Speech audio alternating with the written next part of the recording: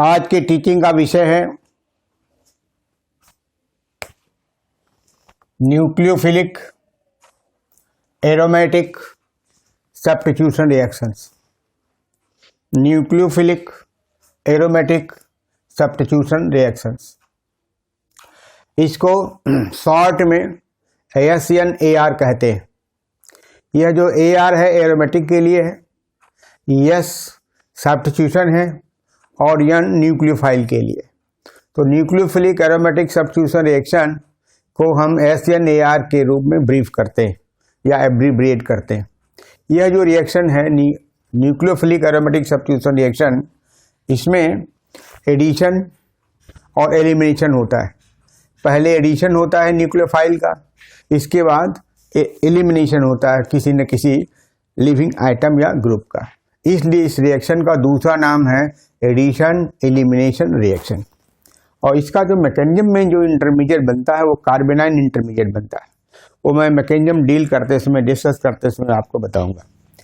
अब मैं इंट्रोड्यूस ये करना चाहता हूँ कि यह जो न्यूक्लियोफिलिक एरोमेटिक सब्स्टिट्यूशन होता है किस तरह के सबस्ट्रेट के अंदर होता है, किस प्रकार के substrate aromatic nucleophilic substitution reaction show करते हैं। तो पहला जो एग्जांपल इसका है एराइल हेलाइड्स को हम टेकअप करते हैं। एराइल हेलाइड्स ये न्यूक्लियोफिलिक एरोमेटिक सब्स्टिट्यूशन शो करते हैं जब कोई न्यूक्लियोफाइल इन पर अटैक करता है। तो आप देख रहे हैं कि सम सीरीज के अंदर क्लोरोबेंजीन लिखा है, पैरा नाइट्रोक्लोरोबेंजीन है, 2,4-डाइनाइट्रोक्लोरोबेंजीन है और 2,4,6-डाइनाइट्रोक्लोरोबेंजीन है।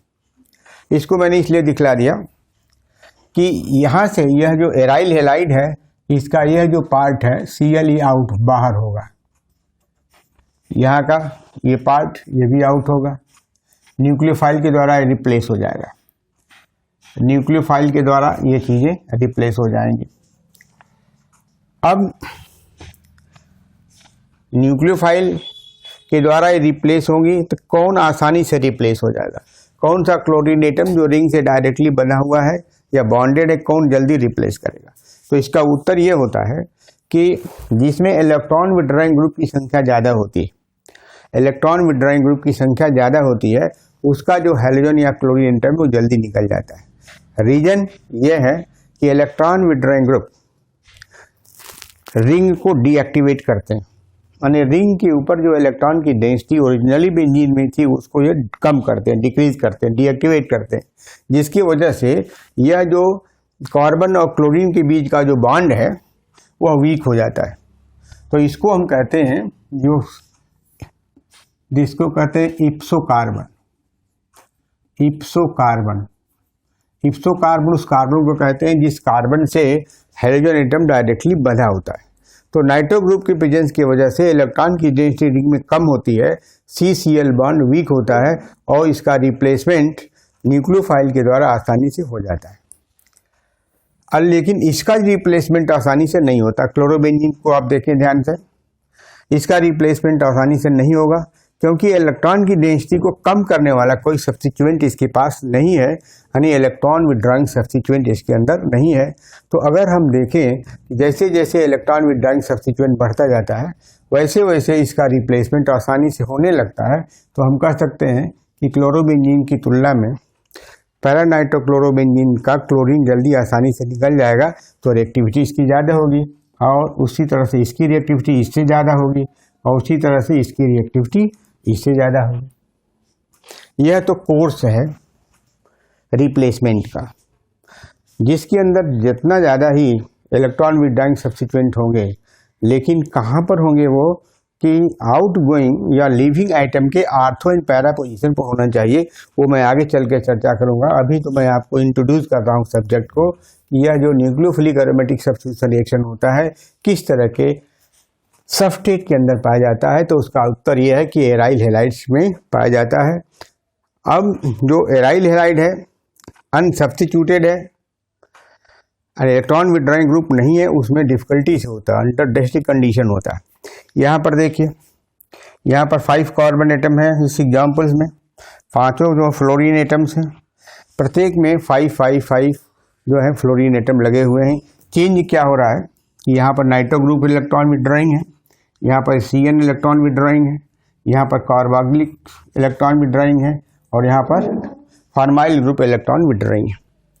तो जिसका इलेक्ट्रॉन विड्रॉइंग पावर ज़्यादा होगा, जिसका इलेक्ट्रॉन विड्रॉइंग पावर ज़्यादा होगा तो उससे उसके पैरा पोजीशन पर यह जो फ्लोरीन है ये बाहर चला जाएगा न्यूक्लियोफाइल के द्वारा, ये यहाँ चला जाएगा, यह भी बाहर निकल जाएगा, यह भी बाहर निकल जाएगा और ये बाहर निकल जाएगा। ऐसे किसमें जल्दी बाहर निकलेगा?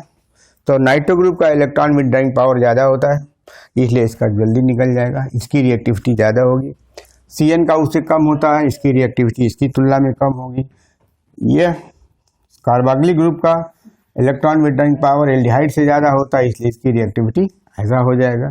तो हम बाद में आगे चल करके इसी वीडियो में हम डिटेल में रिएक्टिविटी का ऑर्डर आपको समझाएंगे। यह तो मैंने केवल एराइल हैलाइड्स का मैंने एग्जाम्पल सबमिट किया आपको कि आप देखिए किस तरह के एराइल हैलाइड में न्यूक्लियोफिलिक एरोमेटिक सब्स्टिट्यूशन रिएक्शन होता है। अब हम स्टार्ट करने जा रहे हैं। ये तो मैं आपको मैंने इंट्रोड्यूस किया, अब मैं स्टार्ट करने जा रहा हूँ।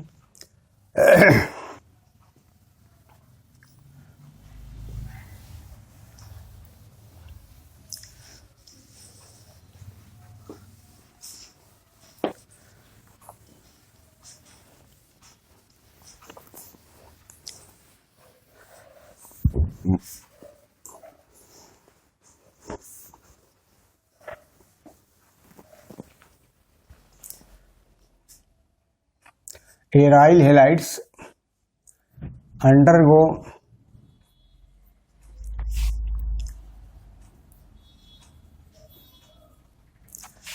nucleophilic aromatic substitution reaction under two cases, under two conditions.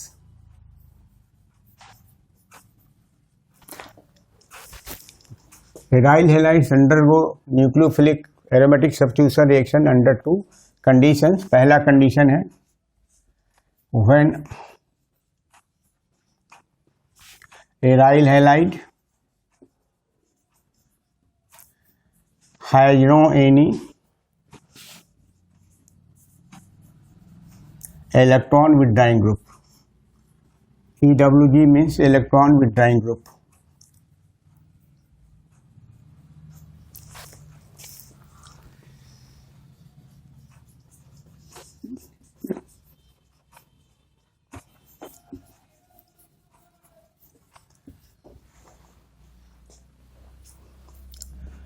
In this case, nucleophilic substitution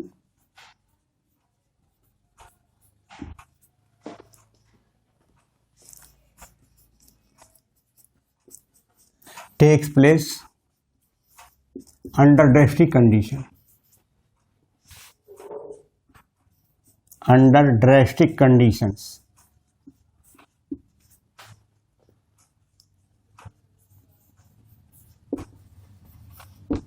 Under drastic conditions का मतलब that is high pressure and high temperature.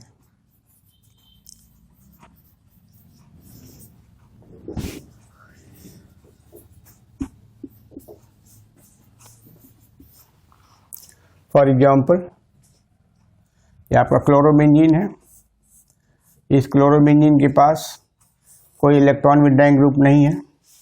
मान लिया किसी न्यूक्लियोफाइल से सब्स्टिट्यूट हो रहा है तो ये रिएक्शन ऐसे नहीं होगा, हाई टेम्परेचर की ज़रूरत पड़ेगी। मान लिया न्यूक्लियोफाइल हम NaOH लेते हैं, NaOH से इसका रिएक्शन कराते हैं तो इसके लिए जो प्रेशर होगा वो 300 एटमॉस्फेरिक प्रेशर होगा, टेम्परेचर जो होगा 623 केल्विन होगा, तब ये तब बाहर जाएगा, इस टेस्टिंग कंडीशन में बाहर जाएगा और वो Na बनेगा। फिर बाद में H+ से रिएक्शन कराएंगे HCl से, फिर फिनाल बन जाएगा, प्लस NaCl कर दीजिए। इसके लिए HCl यूज़ कर सकते हैं इसको न्यूट्रलाइज करने के लिए। ये टेस्टिंग कंडीशंस। दूसरी कंडीशन क्या है? When nucleophilic substitution takes place when nucleophilic substitution takes place,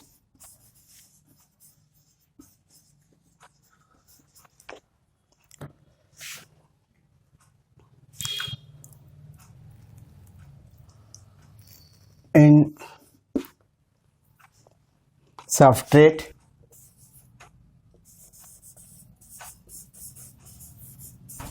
containing electron withdrawing group, containing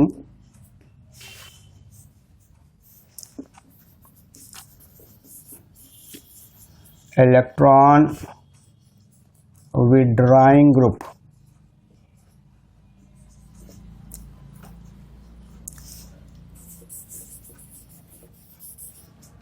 bracket में 1 or more,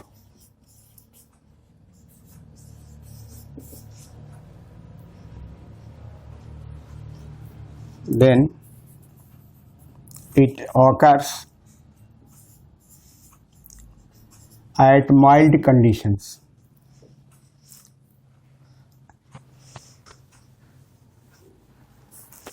It occurs at very mild condition, very mild conditions. For example,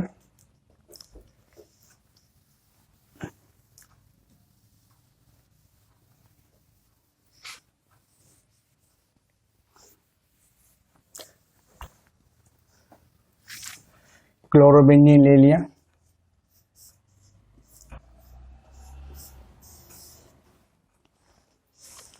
कैसा आ रहा है?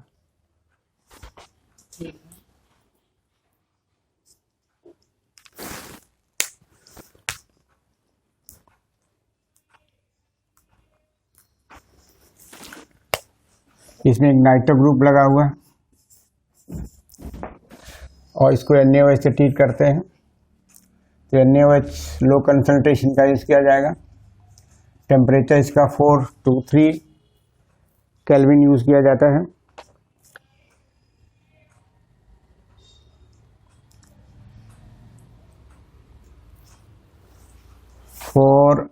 Four 3 kelvin, 1 atmospheric pressure.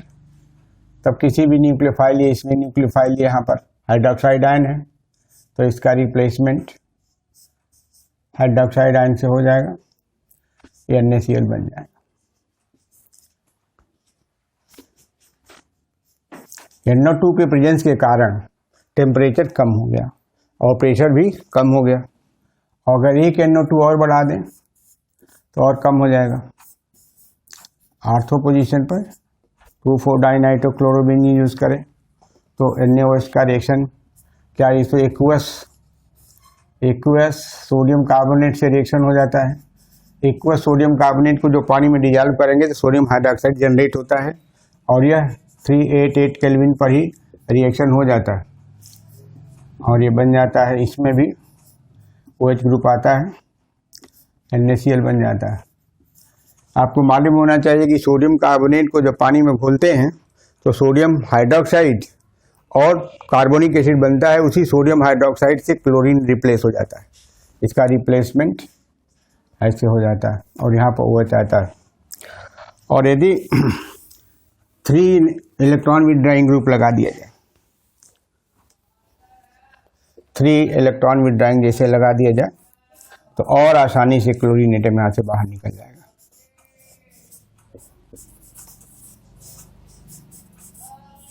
और इसको water के साथ boil करने पर, वार्म करने पर ही ये आपका 2,4,6 ट्राइनाइट्रोफिनॉल बन जाता है। NO2 and this is NO2, 2,4,6 trinitrophenol. इसका दूसरा नाम पिक्रिक एसिड है, कॉमर्शियली ये पिक्रिक एसिड के नाम से जाना जाता है।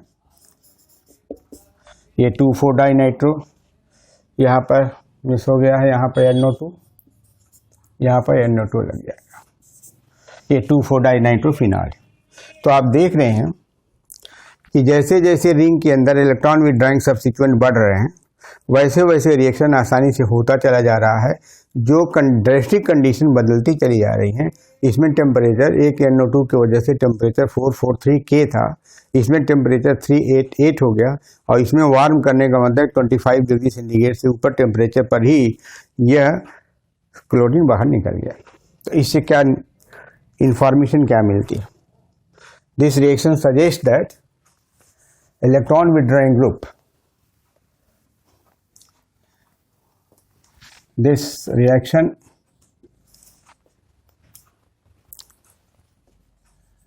suggests that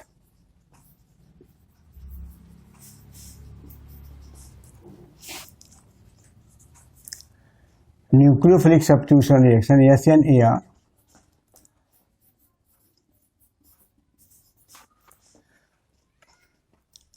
takes place easily in presence of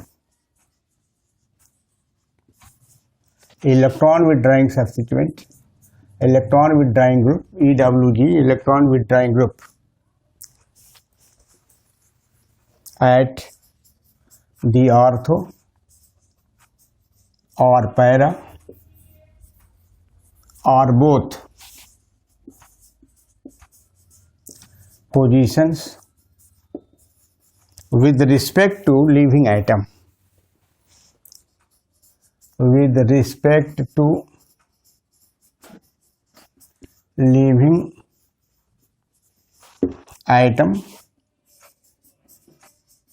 oblique group, that is, it may be halogen atom or other than halogen,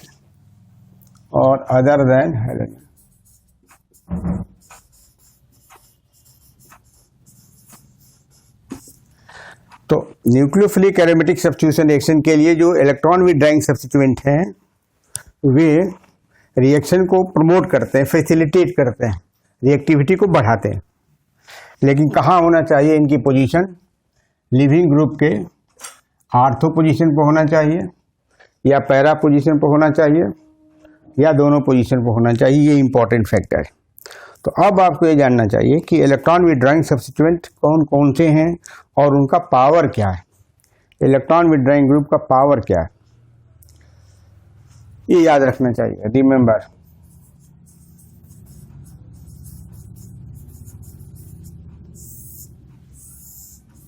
power of electron withdrawing group, power of electron withdrawing group is in following order, is in the following order.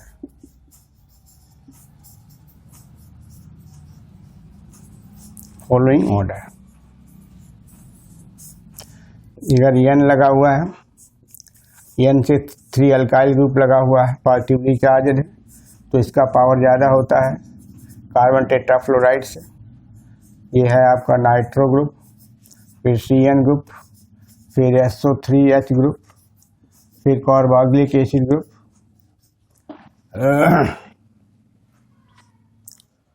इसके बाद C aldehyde है, COR है, इसके बाद ketone होगा, ketone, और last में halogen आता है इलेक्ट्रॉन विथड्रॉइंग। तो इन हैलोजन को हम हटा भी सकते हैं, कोई जरूरत नहीं, तो इंडक्टिव इफेक्ट शो करता है। तो ये ऑर्डर जानना चाहिए। एक ग्रुप्स हैं, इलेक्ट्रॉन विथड्रॉइंग ग्रुप्स हैं, जिनका पावर इस क्रम में लिखा हुआ है। सबसे powerful tri methyl ammonium ion है, ट्राईफ्लोरोमेथाइल ग्रुप है, नाइट्रो ग्रुप है, साइनो ग्रुप है, सल्फोनिक एसिड ग्रुप है, एंड सो ऑन। ये जो इलेक्ट्रॉन विथड्रॉइंग ग्रुप हैं, अगर रिंग के अंदर इनकी संख्या ज़्यादा होती है तो न्यूक्लियोफिलिक सब्स्टिट्यूशन रिएक्शन बहुत तेज़ी से होता है। More is the number of, अगला पॉइंट ये भी नोट कर लीजिए, ये तो पहला पॉइंट है, ये लिख लीजिए। More is the number of electron withdrawing group at the ortho and para positions, more is the reactivity. More is the reactivity. More is the reactivity. It means reactivity is proportional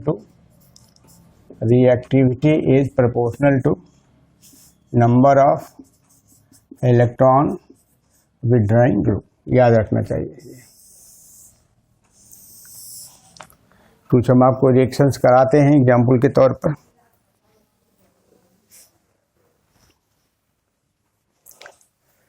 compare the reactivity order. Compare the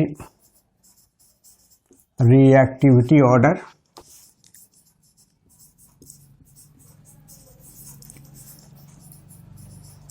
towards nucleophilic aromatic substitution reaction, SNAR. Compare the reactivity order towards SNAR of following sets. ये set number 1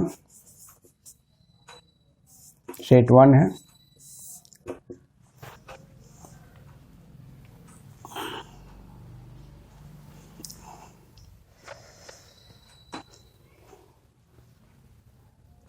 AF है,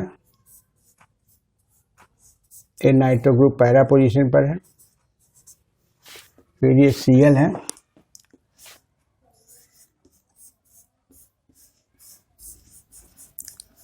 NO2 ऐसा है। फिर इसमें bromine है, NO2 है, और एक यहाँ पर आयोडीन है ऐसा, ये NO2। एक सेट कंपाउंड है, आपको बताना है कि न्यूक्लियोफिलिक सब्स्टिट्यूशन रिएक्शन इसमें ज़्यादा होगा। निकलने वाला ये हेलोजन एटम है, ये निकल रहा है, ये निकल रहा है, ये निकलेगा और ये बाहर जाएगा। किसके द्वारा जाएगा? जब कोई न्यूक्लियोफाइल इस पर रिएक्शन करेगा। अब आपको ऑर्डर बताना है। ये देखिए, ये जो इलेक्ट्रॉन विथड्रॉइंग ग्रुप सेम है, इलेक्ट्रॉन विथड्रॉइंग ग्रुप सेम है। हैलोजन चेंज हो रहे हैं, हैलोजन चेंजिंग है, बदल रहे हैं। तो अब यहाँ पर हैलोजन चेंजिंग, अब यहाँ पर आपको देखना है कि जो रिएक्टिविटी है न्यूक्लियोफिलिक सब्स्टिट्यूशन रिएक्शन की, जो रिएक्टिविटी है वो डिपेंड करेगा हैलोजन के बिहेवियर पर, क्योंकि यही चेंज हो रहे हैं, चेंजिंग तो यही है। तो जिसकी इलेक्ट्रोनेगेटिविटी ज़्यादा होगी वो जल्दी निकल जाएगा। तो रिएक्टिविटी इस केस में प्रोपोर्शनल है negative inductive effect of halogens. इस केस में इसका आंसर क्या होगा कि यहाँ पर ये जानना चाहिए कि reactivity is proportional to negative inductive effect, negative I effect, negative inductive effect पर डिपेंड करता है। तो इसमें जो ऑर्डर है ये है ऑर्डर ऐसा, इसकी इलेक्ट्रोनेगेटिविटी ज़्यादा है फ्लोरीन की और आयोडीन की इलेक्ट्रोनेगेटिविटी कम है, तो ये जल्दी निकलेगा, इसलिए ज़्यादा रिएक्टिव होगा इससे, ये ज़्यादा रिएक्टिव होगा इससे, और ये ज़्यादा रिएक्टिव होगा इससे। यही इसका आंसर है, और न्यूक्लियोफाइल के साथ इनका रिएक्शन हो रहा है।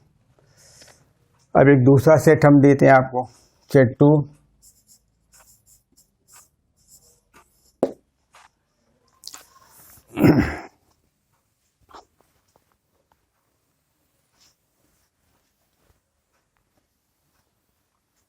सेट 2 के अंदर हेलोजन एक रखेंगे,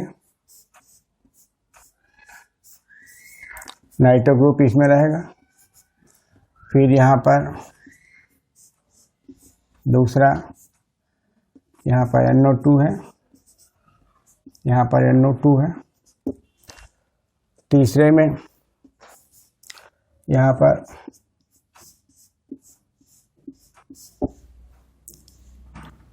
तीन होगा NO2, ये 3 होगा, ऐसा। और एक और अगर हम दे दें, केवल फ्लोरोबेंजीन दे दें, फ्लोरो, ये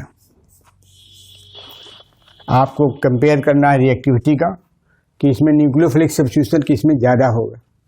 तो आप देख लीजिए कंपाउंड को, क्या चेंज हो रहा है, चेंज हो रहा है, electron withdrawing group is changing, nitro group is changing. तो यहाँ पर चेंज क्या हो रहा है, हाइड्रोजन सेम है, hydrogen is same, hydrogen is same, electron withdrawing group increasing, electron withdrawing group EWG, electron withdrawing group is changing. तो more is the number of electron withdrawing group, more is the number of electron withdrawing group, more is reactivity। लेकिन कहाँ पर, ortho and position पर ध्यान देना चाहिए, at the ortho and para, at the ortho and para position।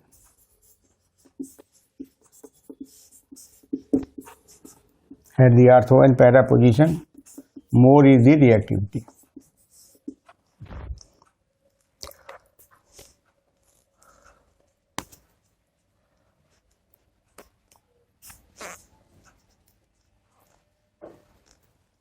More is reactivity।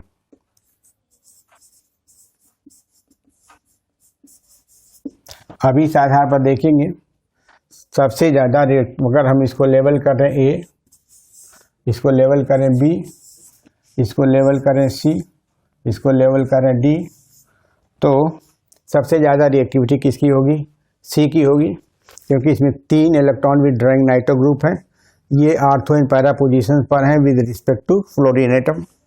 तो nucleophile के द्वारा ये पहले रिप्लेस होगा। तो रिएक्टिविटी ऑर्डर में डिक्रीजिंग ऑर्डर ऑफ रिएक्टिविटी क्या होगा, decreasing order of reactivity is, ये देखिए C की रिएक्टिविटी सबसे ज़्यादा होगी, फिर B का होगा क्योंकि इसमें 2 है, इसके A लास्ट में होगा A का, और सबसे कम इसकी होगी रिएक्टिविटी क्योंकि इसमें कोई इलेक्ट्रॉन विथड्रॉइंग ग्रुप नहीं है, तो ये D हो जाएगा। यहाँ पर इलेक्ट्रॉन विथड्रॉइंग ग्रुप एब्सेंट। और रिएक्टिविटी आपको बता चुका हूँ कि मैं ये इलेक्ट्रॉन विथड्रॉइंग ग्रुप पर निर्भर करती है। एक सेट ये भी हो गया, एक सेट और मैं बनाता हूँ जिसमें हम कई तरह के इलेक्ट्रॉन विथड्रॉइंग सब्स्टिट्यूएंट डालेंगे। जैसे एक सेट तीसरा देखिए, सेट 3,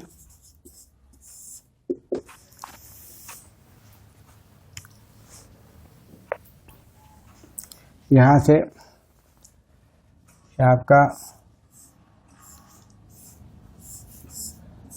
यहाँ पर फ्लोरीन है, यहाँ भी फ्लोरीन है, यहाँ भी फ्लोरीन है, यहाँ भी फ्लोरीन है, यहाँ पर NO2 है और यहाँ पर फ्लोरीन है। एक तो ये हो गया। दूसरा, यहाँ मैं CN रखता हूँ, बाकी फ्लोरीन एज इट इज रहेगा। ऐसे एक और बनाता हूँ,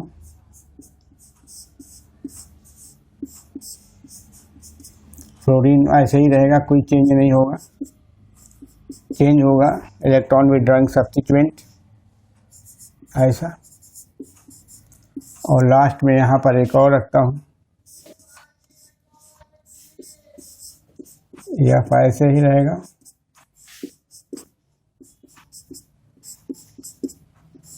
यहाँ पर CHO आ जाएगा। इसमें क्या चेंज हो रहा है, electron withdrawing group is changing, electron withdrawing group और चेंजिंग, ये बदल रहे हैं, बाकी कोई चीज़ चेंज नहीं हो रही। अब इलेक्ट्रॉन विथड्रॉइंग ग्रुप अगर चेंज हो रहा है तो आपको एक ये ध्यान देना है कि कौन सा न्यूक्लियोफाइल के द्वारा कौन सा फ्लोरीन बाहर जाएगा। आउटगोइंग फ्लोरीन को भी जानना चाहिए कि कौन सा फ्लोरीन बाहर जाएगा। तो देखिए ये नाइट्रो ग्रुप है, ये इसके रिस्पेक्ट में जो पैरा पोजीशन का है अथवा आर्थो पोजीशन का है वही बाहर जाएगा। तो आर्थो और पैरा में जब कंपैरिजन करते हैं तो आर्थो वाला नहीं बल्कि पैरा वाला चला जाएगा।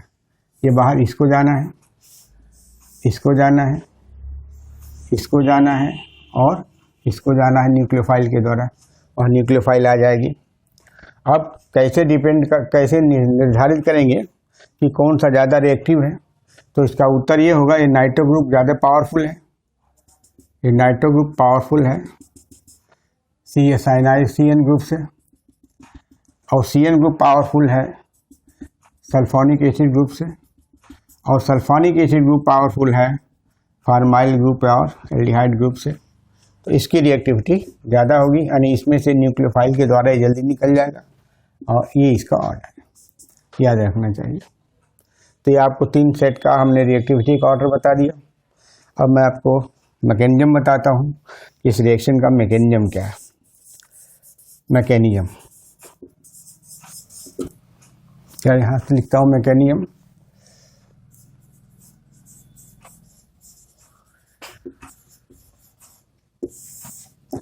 इसका जो मैकेनिज्म है, it is 2 step reaction, it is 2 step mechanism, 2 step mechanism. 2 step mechanism का है। इंटरमीडिएट इज कार्बेनाइन, इंटरमीडिएट इज कार्बेनाइन, और हम इसमें रिएक्टेंट जो यूज कर रहे हैं, एक हम पैरा नाइट्रोक्लोरोबेंजीन से हम स्टार्ट करते हैं, जो सबस्ट्रेट यूज करते हैं। पैरा नाइट्रोक्लोरो सबस्ट्रेट ले लिया, पैरा नाइट्रोक्लोरोबेंजीन है, ये सबस्ट्रेट है, और एक जनरल न्यूक्लियोफाइल ले लिया, जनरल न्यूक्लियोफाइल। न्यूक्लियोफाइल तो बहुत हो सकती हैं, न्यूक्लियोफाइल्स में भी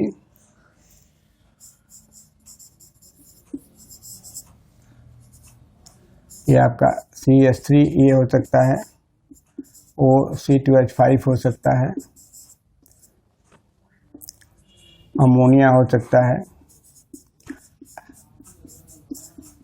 मिथाइलेमीन इथाइलेमीन हो सकता है, ये आपका डाईमेथाइल एमीन हो सकता है, आइसोप्रोपाइलेमीन हो सकता है, CH2 CH2 CH2 CH2 ऐसा। ये सेकेंडरी एमीन भी हो सकता है, NH2 भी हो सकता है। ये बहुत सारी हैं, इसे पिपराडीन भी हम साइक्लिक में पिपराडीन भी यूज कर सकते हैं, पिपेरिडीन ये साइक्लिक सेकेंडरी एमीन है। ये बहुत सारी न्यूक्लियोफाइल हम यूज कर सकते हैं, लेकिन हम जनरल इस मैकेनिज्म को शो करने के लिए जनरल न्यूक्लियोफाइल यूज करेंगे। जनरल न्यूक्लियोफाइल ये यूज किया जाएगा, NO, ये मैं यूज करूंगा, इसको लेकर के मैं आपको दिखाऊंगा मैकेनिज्म।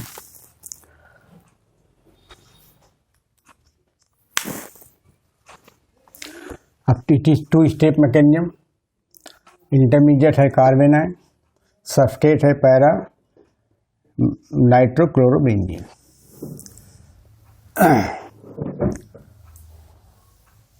और एक चीज और ऐड कर लेना चाहिए कि जो न्यूक्लियोफाइल है पोजीशन कौन सी ऑक्युपाई करती है, dot the nucleophile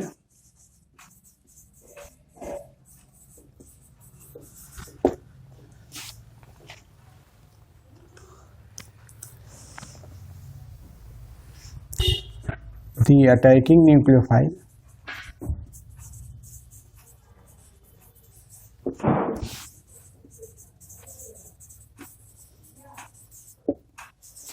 occupies the ipso carbon, ipso IF yes ipso carbon, ipso carbon का मतलब ये है that is I carbon bearing the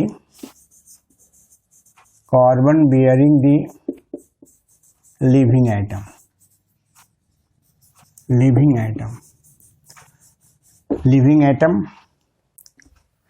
halogen भी हो सकता है, अदर देन हेलोजन भी हो सकता है, इट मे बी हेलोजन और अदर देन हेलोजन हो सकता है।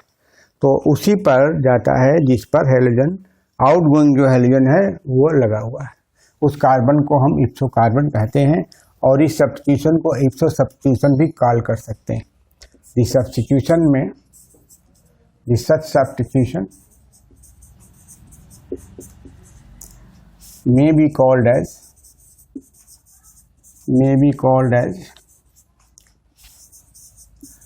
ipso substitution,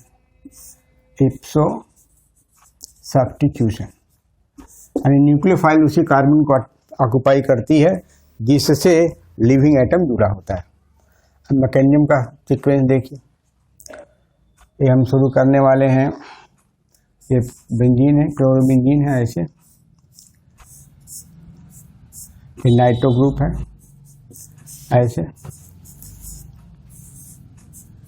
ऐसा स्ट्रक्चर होता है नाइट्रो ग्रुप का। नाइट्रोजन पर पॉजिटिव चार्ज होता है, ऑक्सीजन पर नेगेटिव चार्ज होता है। ये आपका इप्सो कार्बन है, दिस इज इप्सो कार्बन।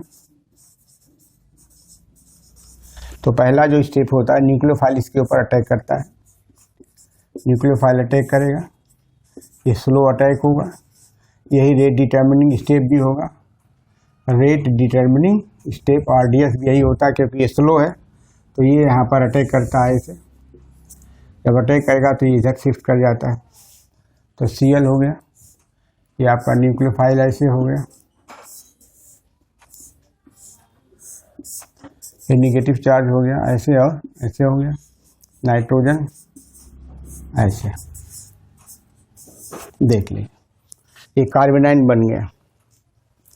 ये न्यूक्लियोफाइल यहाँ अटैक किया, तो कार्बन पर आकर के न्यूक्लियोफाइल बॉन्ड हो गया, और यहाँ जो पाई इलेक्ट्रॉन रिंग का है वो कार्बन पर शिफ्ट कर गया, तो यहाँ पर नेगेटिव चार्ज हो गया, ये कार्बेनाइन बन गया।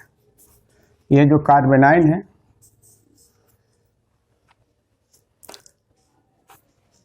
रेजोनेंस स्टेबलाइज्ड है, this is कार्बेनाइन is resonance stabilized। ये पहले स्टेप की बात है, दिस इज स्टेप 1, अब ये इसका देखिए किस तरह से रेजोनेंस होता है, ये यहाँ आएगा, ये यहाँ आ जाएगा, तो Cl हो गया, ये न्यूक्लियोफाइल है। अब यहाँ पर ये हो जाएगा, यहाँ नेगेटिव चार्ज हो जाएगा, यहाँ पर ऐसा हो जाएगा, अब नेगेटिव यहाँ है, पॉजिटिव डबल बॉन्ड ऐसे, पॉजिटिव चार्ज हो गया, जो है ये पहले से। अब एक और जेनेटिक स्ट्रक्चर देखिए, ये यहाँ पर दो पॉसिबिलिटी है, ये नीचे आने का भी पॉसिबिलिटी है, बगल में जाने का भी पॉसिबिलिटी है। पहली बार इसको हम नीचे शो कर रहे हैं, यहाँ आएगा, ये यहाँ पर ऐसे आकर के यहाँ पर शिफ्ट करेगा, तो ये स्ट्रक्चर बन जाएगा।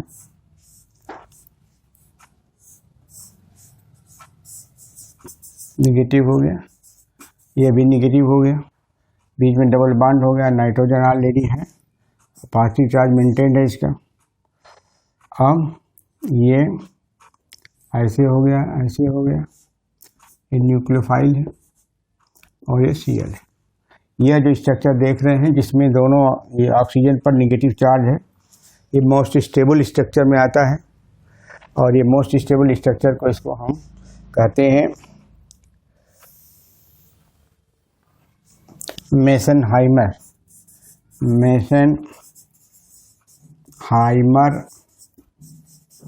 कॉम्प्लेक्स। इसकी स्टेबिलिटी की डिस्कवरी मीसेनहाइमर ने किया था, इसलिए इस कॉम्प्लेक्स को कहते हैं मीसेनहाइमर कॉम्प्लेक्स बोलते हैं।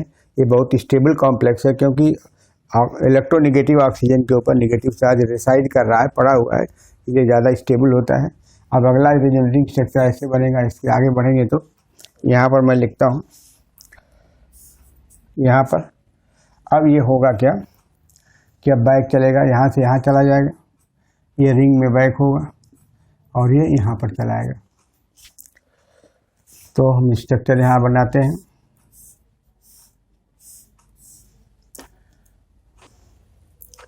अब ये नाइट्रोजन डबल बॉन्ड, ये ऑक्सीजन का हो जाएगा, ऐसा होगा, ये पॉजिटिव चार्ज है और यहाँ पर आने पर यहाँ पर डबल बॉन्ड आ जाएगा यहाँ पर, और यहाँ ऐसे हो जाएगा, नेगेटिव चार्ज यहाँ हो जाएगा, ये आपका Cl है और यहाँ पर न्यूक्लियोफाइल है।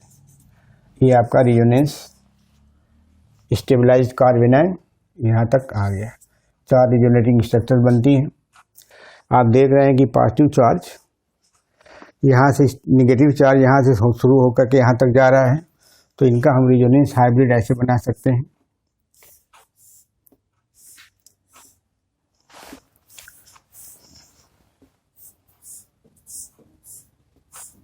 यह आपका Cl है, न्यूक्लियोफाइल है, और यहाँ से ले करके ऐसे नेगेटिव चार्ज यहाँ तक जा रहा है, ये नेगेटिव हो गया, और यहाँ पर नाइट्रोजन है, double bond oxygen, single bond oxygen, negative charge, ये इसका रिजोनेंस हाइब्रिड है, रिजोनेंस हाइब्रिड। तो ये इसका रिजोनेंस हाइब्रिड है। This is step first. अब स्टेप सेकंड देखिए, इसमें जो स्ट्रक्चर, जो मोस्ट स्टेबल स्ट्रक्चर है, इसको अगर हम 1 कहें, इसको हम सेकंड कर दें, इसको थर्ड कर दें और इसको फोर्थ कर दें, तो जो थर्ड है, मोस्ट स्टेबल थर्ड है, यानी रिजोनेंस हाइब्रिड को सबसे ज़्यादा अगर कंट्रीब्यूशन करता है तो यही करता है, जिसका नाम है मीसेनहाइमर कॉम्प्लेक्स। सबसे ज़्यादा कंट्रीब्यूशन इसका ही इसको बनाने में है, ध्यान रखिएगा। अब देखिए, तो पहला स्टेप में तो ये हो गया। अब सेकंड स्टेप में क्या आता है, ये तो स्टार्ट मैंने इससे किया, this is step first, step 1 है। अब स्टेप 2 जो है वो फास्ट स्टेप होगी, और इसमें क्या होगा, न्यूक्लियोफाइल। अब यहाँ पर न्यूक्लियोफाइल आ जाएगा और ये बाहर निकल जाएगा, तो हम इसी से बना दे रहे हैं। यहाँ पर 4 पाई इलेक्ट्रॉन्स है इसके अंदर, 2 पाई और मिल जाता है इसको, तो हम इसी से स्टार्ट बना देते हैं, या इससे किसी से भी बना सकते हैं। हम रिजोनेंस हाइब्रिड से ही बना दे रहे हैं। ये न्यूक्लियोफाइल है, ये रिजोनेंस हाइब्रिड। यहाँ से यहाँ तक का जो पाई इलेक्ट्रॉन है वो 4 पाई इलेक्ट्रॉन है, ये निगेटिव है। ये फास्ट रिएक्शन होता है स्टेप 2 में, और ये बाहर चला जाता है। तो ये जो क्लोरीन, ये क्लोराइड आयन बाहर चला जाता है, कंप्लीट ये बाहर चला जाएगा क्लोराइड आयन के फॉर्म में। ये जो है न्यूक्लियोफाइल इससे ऐड हो जाता है, तो ये स्ट्रक्चर बन जाता है।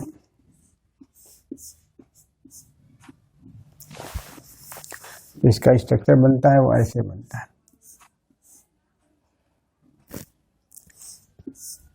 ऐसे भी कर सकते हैं।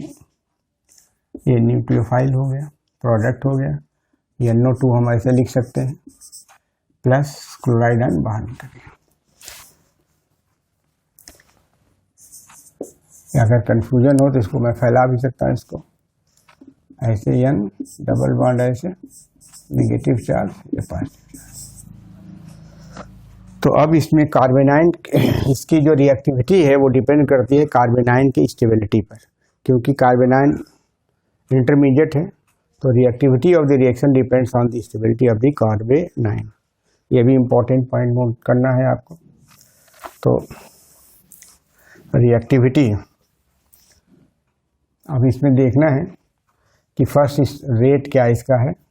तो फर्स्ट स्टेज स्लो है, वही रेट डिटर्मिनिंग स्टेप है। तो इसका रेट इक्वेशन है, rate is proportional to concentration of डिसमेंशियल, ये आपका सबस्ट्रेट है। ये दोनों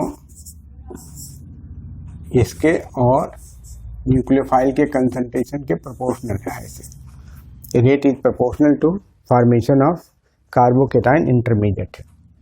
अब ये इसका रेट है, इसमें हम उसको कह सकते हैं ये दो मॉलिक्यूल है जिसका कंसंट्रेशन चेंज हो रहा है, इसलिए यह second order bimolecular reaction है। Second order by molecular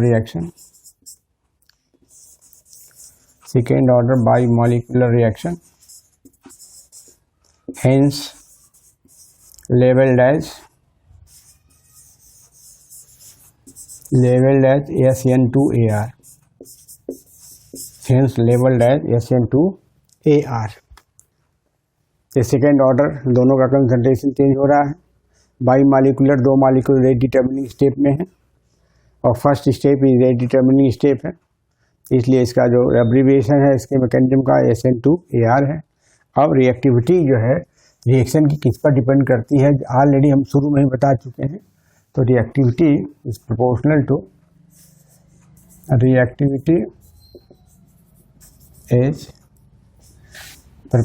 to stability of कार्बेनाइन।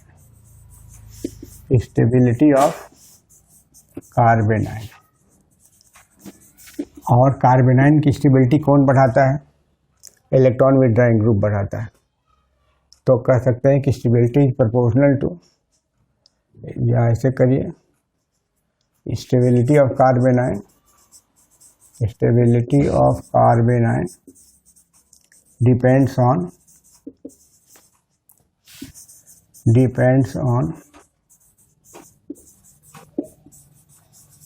The number 1 electron withdrawing group and number 2 negative inductive effect।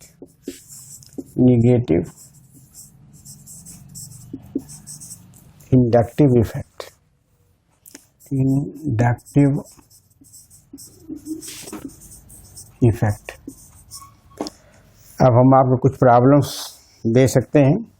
इसमें हमने सेट बताया था रिएक्टिविटी का, ऑलरेडी दे सबमिट कर चुके हैं। कुछ हम क्वेश्चन देखते हैं। कंप्लीट दी फॉलोइंग, क्वेश्चन के फॉर्म में है complete the following reaction.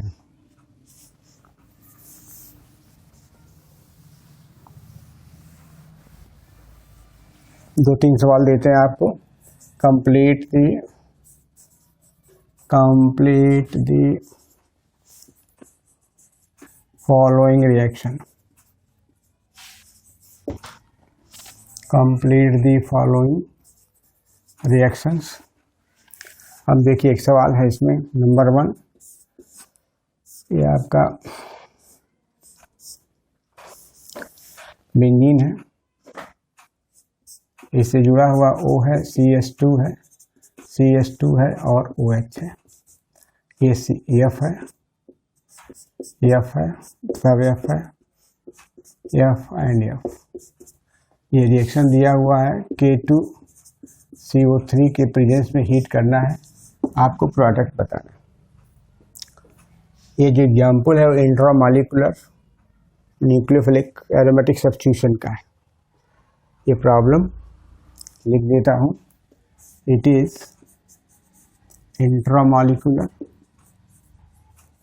Intramolecular nucleophilic aromatic substitution reaction. ये कैसे बनेगा, इसका मैकेनिज्म देखिए। मैकेनिज्म लिखते हुए हम इसको कंप्लीट कर देते हैं। देखिए यह बेस है, पोटेशियम कार्बोनेट बेस है, अल्कोहल है, तो इसका जो है बनेगा सॉल्ट, ऑक्सीजन है, सॉल्ट बनेगा। तो मैं सॉल्ट लिखता हूँ, F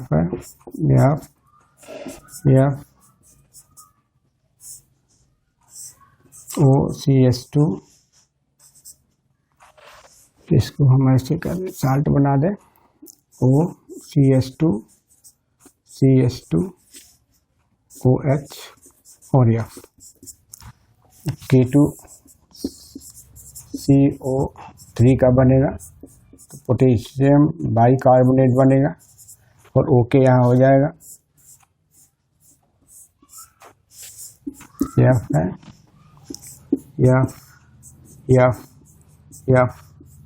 F हो गया ऐसा, CH2 वो आपका निगेटिव आयन हो गया यहाँ पर, और K होगा, तो K को मैं चाहूँ तो लिख सकता हूँ या हाँ ओके कर सकते हैं ऐसे, ये पॉजिटिव हो जाएगा। अब जब इसको हीट करते हैं तो होगा क्या कि रिंग की पोजीशन देख लीजिए, ये सभी -I इंडक्टिव इफेक्ट के एलिमेंट है, फ्लोरीन एटम है, तो इसकी पहला पोजीशन पर यहाँ पर इलेक्ट्रॉन की डेंसिटी कम हो गया, इसके इम्पैक्ट की वजह से यहाँ पर स्लाइट निगेटिव चार्ज आ जाएगा, इसके कारण भी स्लाइट निगेटिव चार्ज इसके अंदर आ जाएगा। तो होगा क्या कि ये हीट करने पर होगा क्या, ये इसके साथ इस पर अटैक करेगा, फ्लोरीन एटम बाहर निकल जाएगा, तो प्रोडक्ट एक साइक्लिक प्रोडक्ट बन जाएगा, ये बन जाएगा साइक्लिक प्रोडक्ट, ऑक्सीजन ऐसे और CH2 को ऐसे लिख दिया, ऐसे किया, ये प्रोडक्ट बन गया।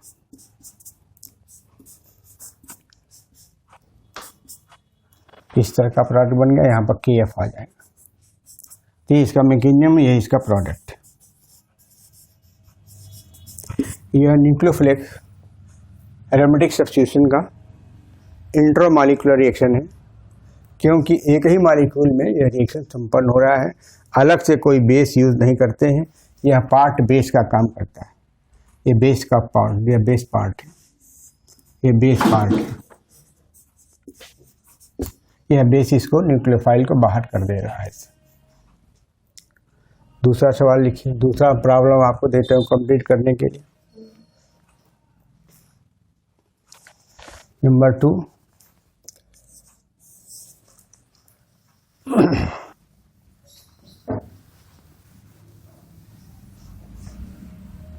मान लीजिए आपका बेंजीन रिंग है, इसमें 2 नाइट्रो ग्रुप लगे हुए हैं यहाँ पर और एक नाइट्रो ग्रुप यहाँ लगा हुआ है, इसको ये CN है, ये किसी न्यूक्लियोफाइल के द्वारा, मान लिया एक न्यूक्लियोफाइल इसका रिएक्शन हो रहा है, सोडियम मेथॉक्साइड है, मेथेनॉल है, तो इसका न्यूक्लियोफाइल ये होगा, मेथॉक्साइड आयनोडियन होगा।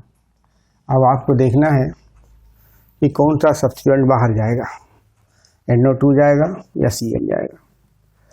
तो जब इस तरह की सिचुएशन आए तो ये ध्यान रखना चाहिए कि इलेक्ट्रॉन विड्राइंग सब्स्टिट्यूएंट में कौन कमजोर इलेक्ट्रॉन विड्राइंग सब्स्टिट्यूएंट है और उसकी पोजीशन क्या है, उसके सापेक्ष उसकी पोजीशन क्या है। तो यहाँ जो नाइट्रो ग्रुप है इसके आर्थो पोजीशन पर है, यह भी नाइट्रो ग्रुप इसकी आर्थो पोजीशन पर है, और इलेक्ट्रॉन विड्राइंग पावर CN का कम होता है, इलेक्ट्रॉन विड्राइंग पावर CN का कम होता है NO2 की तुलना में, इसलिए ये बाहर चला जाएगा, ऐसे ये बाहर चला जाएगा और यहाँ पर वो CH3 न्यूक्लियोफाइल आ जाएगा, ऐसे ये प्रोडक्ट बन जाएगा, ये बाहर निकल जाएगा, सोडियम साइनाइड बन जाएगा, NaNO, ये प्रोडक्ट हो जाएगा।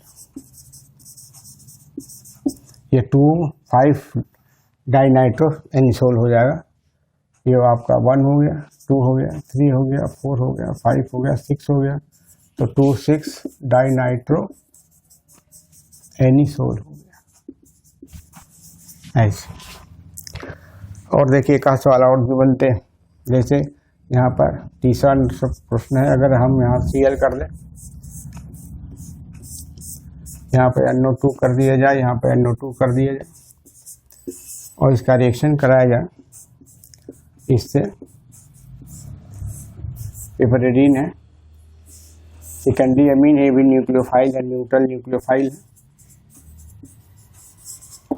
तो यहाँ पर ये निकल जाएगा, बाहर निकल जाएगा और रिंग में आ जाएगा।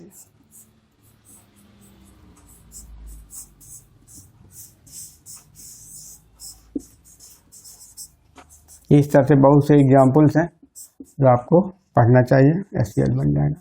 इसको बेस मीडियम में करते हैं रिएक्शन, ये न्यूट्रलाइज हो जाता है, बेस से इसको न्यूट्रलाइज कर देते हैं। तो इस तरह से आपको इतने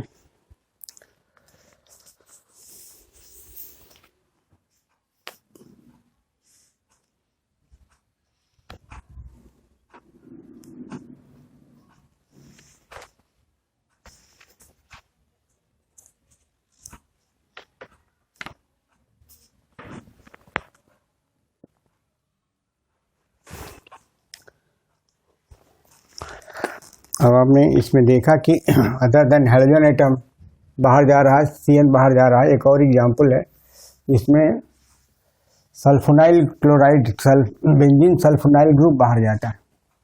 जैसे यहाँ से लिखा हुआ SO2PH है, C6H5 है, ये बेंजीन रिंग है, इसके आर्थो पोजीशन पर NO2 है, ऐसे है, तो ये बाहर निकल जाएगा क्योंकि इलेक्ट्रॉन की डेंसिटी कम हो जाए इसकी वजह से या इसकी वजह से कम होती है, यही बाहर निकलता है। और रिएक्शन अगर इसका हम कराएं तो हम इसी से कराएं रिएक्शन, पिपरेडीन से ही कराएं, बेसिक मीडियम में रिएक्शन इसका होता है। तो यहाँ पर यान